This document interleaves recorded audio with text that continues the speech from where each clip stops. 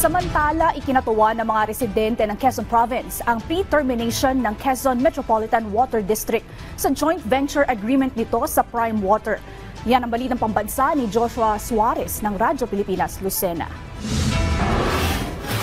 Laging wala, mahina ang tulo at mahal ang singil. Ganyan nilarawan ni Nanay Lily ang serbisyo ng Prime Water na pag-aari ng mga Villar simula nang mag-operate ito sa Lucena City.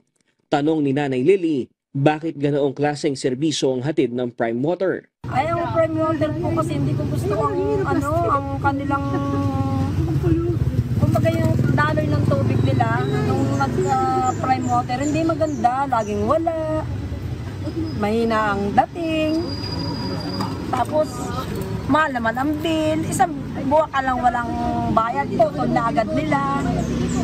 Sa akin, bakit ganun? Bakit?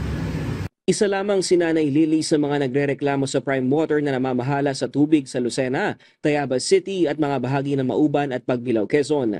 Kaya naman ikinatuwa ni Nanay Lily nang malaman na inilabas kamakailan ng Quezon Metropolitan Water District o QMWD ang Resolution number 24-03 para sa pre-termination ng joint venture agreement sa pagitan nito at ng Prime Water. Mas mabuti kasi mas gusto namin ang serbisyo nung dati kaysa ngayon, Prime Water. Sa nasabing resolusyon, nakasaad bilang grounds for pre-termination ang hindi pagtugon ng Prime Water sa mga kondisyon at kasunduan sa pagpapabuti ng serbisyo ng tubig sa lalawigan ng Quezon. Binigyang diin din dito ang pinakitang kawalan ng kakayahan ng Prime Water na matugunan ang mga reklamo sa serbisyo nito na nagresulta sa hinaing hindi lamang ng mga residente kundi maging ng mga lokal na pamahalaan.